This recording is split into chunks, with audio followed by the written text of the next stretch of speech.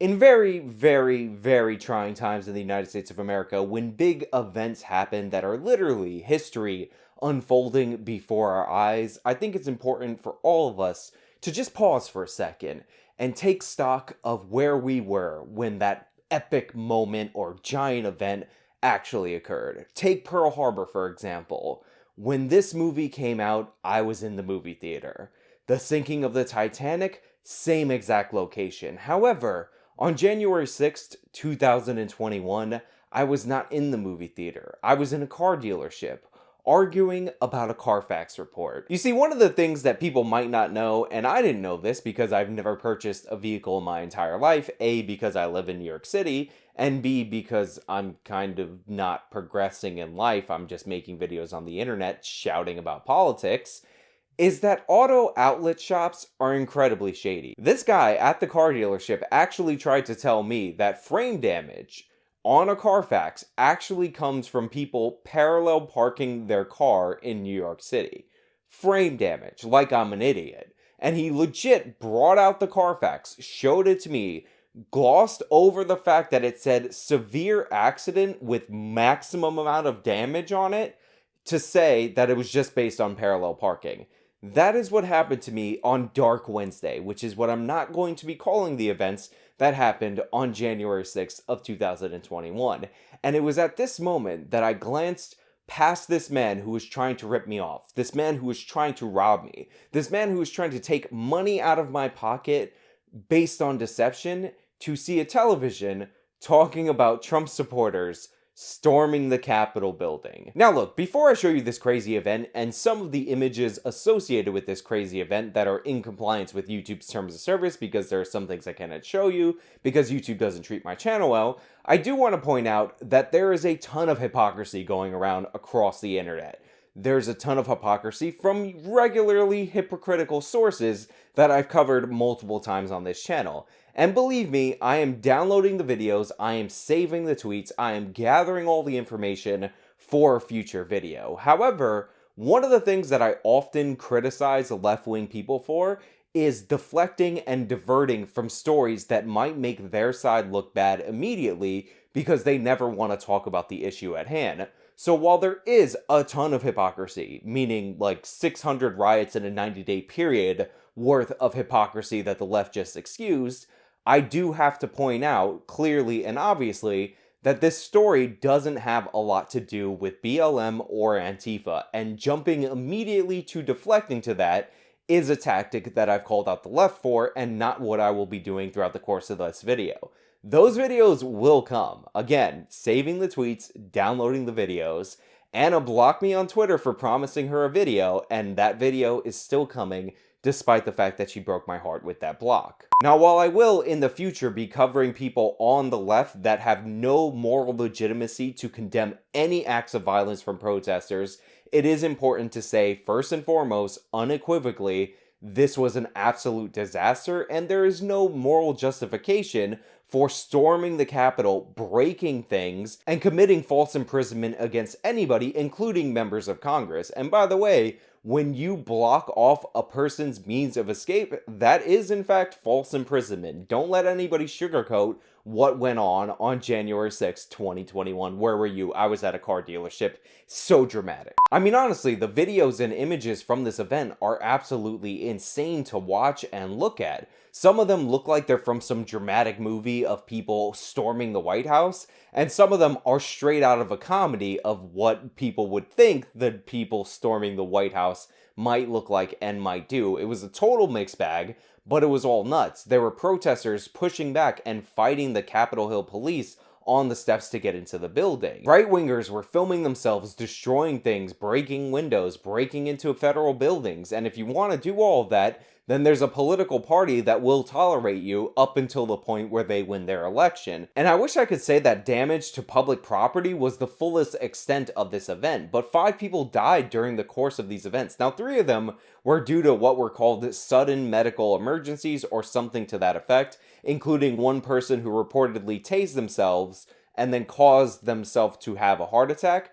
But one woman was shot by the police, an Air Force veteran, And a police officer and also a war veteran was hit over the head with a fire extinguisher reportedly, and he eventually died from those injuries. Now, I'm sure some of you are already writing in the comments that people have already identified members of Antifa or BLM as instigators in the crowd, and I have seen some evidence that that is the case, that a couple of people were members of BLM or Antifa, but again, this is a small proportion of what was actually going on. Just like when the left hyper focuses on one white supremacist dressed like Antifa or one member of a conservative organization doing one small thing when there's a giant riot, we can't let the fact that there were some instigators, because there's always some people who go to events just to watch the chaos or hype up the chaos, obscure the fact that this was wrongdoing from Trump supporters. Not all Trump supporters are culpable. Again, not even all the Trump supporters went into the Capitol building,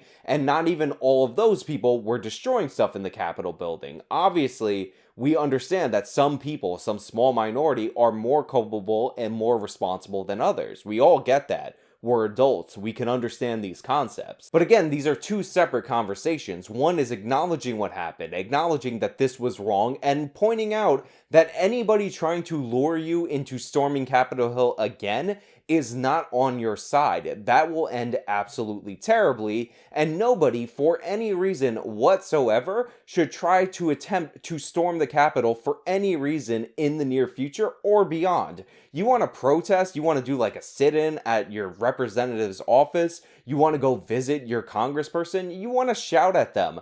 That's totally fine, but you can't storm the Capitol and try to get into restricted areas, especially when you see police officers and security personnel holding guns. Like, you have to expect the results that we expect. And look at the cost of this. We've already discussed the human cost. A police officer being murdered, a woman being shot by the cops, and 3 other Trump supporters dying during the course of these events. But look at the political cost if all you care about is winning.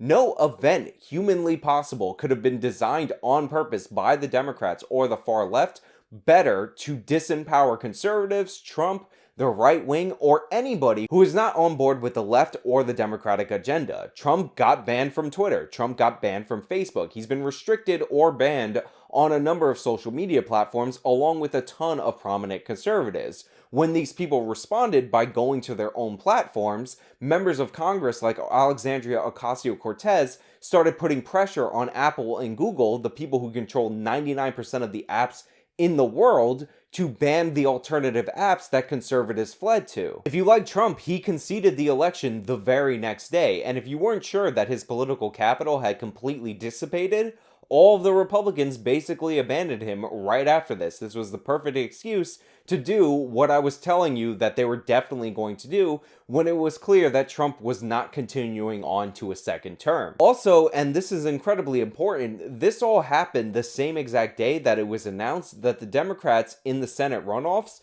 had actually won, so they have the Senate. It's a 50-50 tie, with Kamala Harris being the tie-breaking vote for all legislation going through the Senate that's strictly voted on party lines. So the Democrats would have been emboldened already by the fact that they had control of the House, the Senate, and the presidency going into Biden's inauguration day. But on top of that, you serve them what they can play up for moral outrage in order to claim that they have a mandate to clean up America. I actually heard that Joe Biden might be pushing legislation about domestic terrorism and using this as the basis for that legislation. So we might get a Patriot Act 2.0, all based on the fact that people wanted to storm Capitol Hill, not to confront their legislatures, but with zip ties to do whatever goofy thing that they thought they were going to get away with. This was absolutely ridiculous. And I know a lot of people are taking this and running with it even further. They're calling this a coup. They're saying that Trump was trying to stage a coup and all these supporters were the coup makers.